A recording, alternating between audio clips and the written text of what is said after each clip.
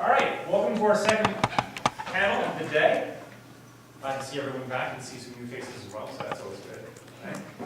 Our first speaker of the panel, we'll just get right into it, is Sunaura Taylor, who is presenting an essay called Cripping Animal Ethics. Sunaura is a famous disabled artist, writer, and activist. She's a recipient of multiple prizes and awards, including the Sackler Foundation Fellowship, an Eisner Award, and 2 Win Newhouse Awards. And she's the author of a forthcoming book on animal ethics and disability studies. So let's hear it for Sunaura Taylor. Hi, everyone. Firstly, I just want to say that I so wish I could be there with you guys. Unfortunately, California is just very far away, but I really, really wanted to be there, and I'm sad. I'm missing all the amazing presentations and conversations that I'm sure everybody's having. But I'm super excited that this conference is taking place. I think it's really important, and I just want to say thank you so much to everyone who organized it and helped make it happen. So I'm actually not giving the presentation Cripping Animal Ethics. I decided that I wanted to give a presentation on it's a section from my book called Animal Crips. It definitely has to do with cripping animal ethics, but it's a slightly different topic, so hopefully that's okay. Does anybody there need me to describe the images? I think we're good. Thank you. No? Okay. And can everybody hear me pretty okay? Yeah. Yes. Yeah, okay. Okay, so hopefully my PowerPoint is up. I wanted to start with this painting, which I did in 2009, and it's called Animals with Arthrogryposis, which is the disability that I was born with. And probably about, I would say about 10 years ago, I started researching arthrogryposis, and I realized that other animals also have my disability, which I just found really fascinating. And in fact, it's actually found on factory farms quite often. In cows, it has its own name. It's called curly calf.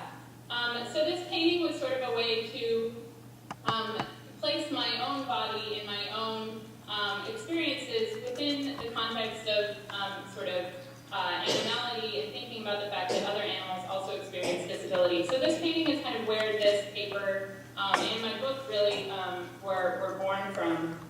So I'm just going to jump right into it. A few years ago, I found a story about a fox with arthrogryposis, which is the disability I was born with.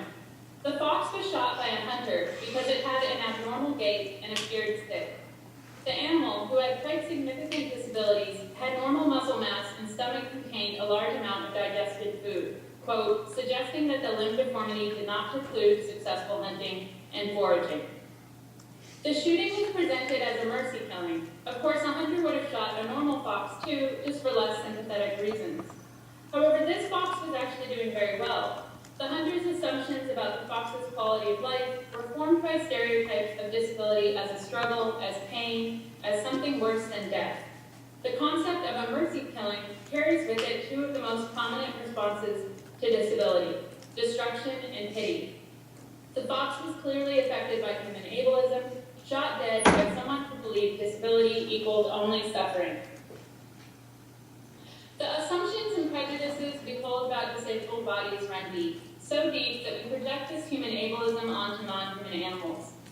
They are subject to some of our most prominent ableist narratives. For instance, the better off dead narrative, which led to the shooting of the fox, is a common thread in discussions of pet euthanasia and in animal farming.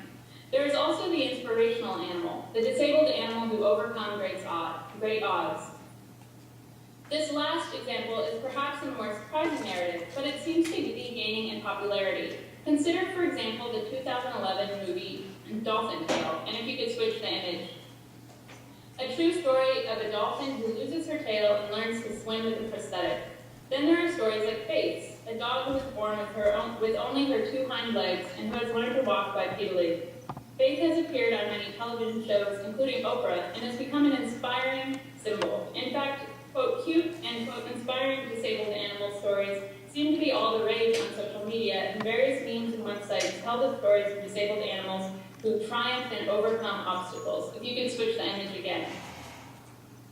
We not only project ableism onto non-human animals, but the notion of disability itself. We really have no idea how other animals comprehend a physical or cognitive difference within their species. Does a dog comprehend something as different about another dog if she has 3 legs? Can a monkey tell that she's different if she lives? Can animals know to help other disabled animals? A lot of fascinating evidence suggests that some animals can and do understand when an animal is different in some way. If you could switch the image again.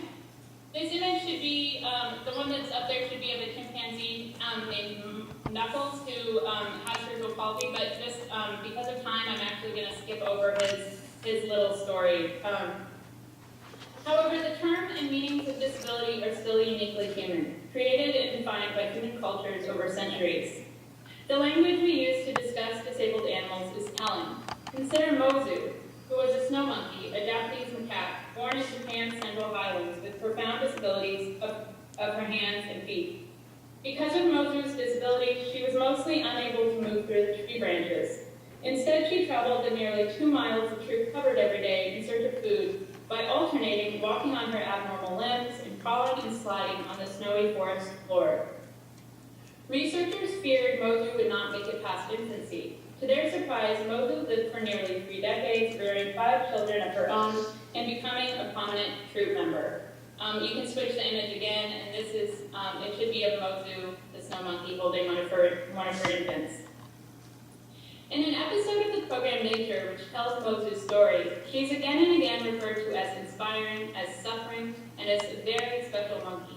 The dramatic music and voiceovers that describe in vivid detail the struggle and suffering Mozu must be going through make it nearly impossible, even for someone like me, to watch her move through the snowy forest floor, a baby clinging to her belly, and other monkeys flying above her, without thinking, poor Mozu.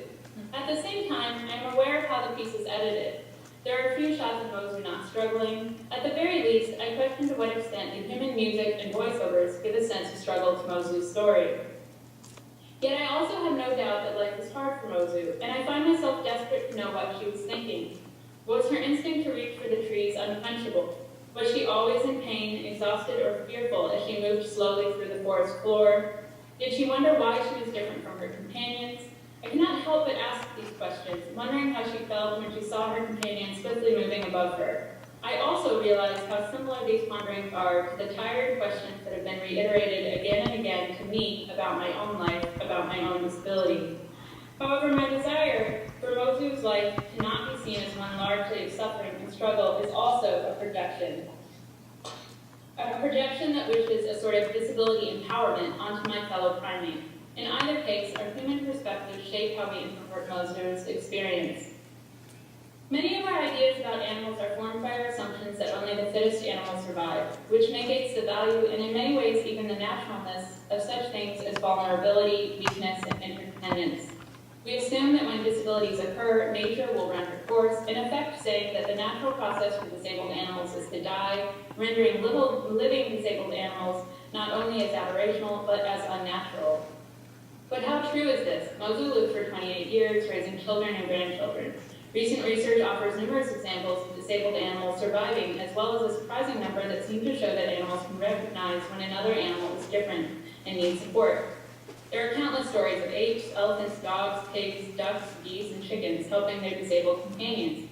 Jeffrey Masood Mason, author of the best-selling book When Elves Speak, writes, "It's something of a cliche among animal behaviorists that wild animals do not tolerate disability, and that animals who are unfortunate enough to be born with a deformity or fall ill rarely last very long. I am dubious."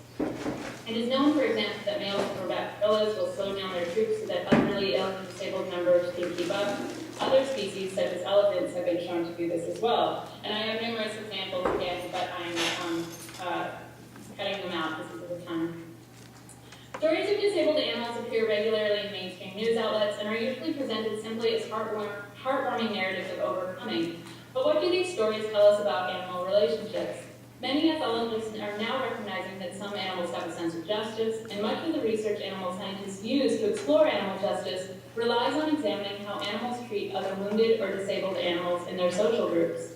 The examples are indeed sweet stories of companionship, but they also raise critical questions about empathy, vulnerability, interdependence, adaptation, and animal experience. One of the most common but unfortunate places to find examples of animal disability is animal industries. Industrialized farm animals live in such cramped, filthy, and unnatural conditions that disabilities become common, if not inevitable.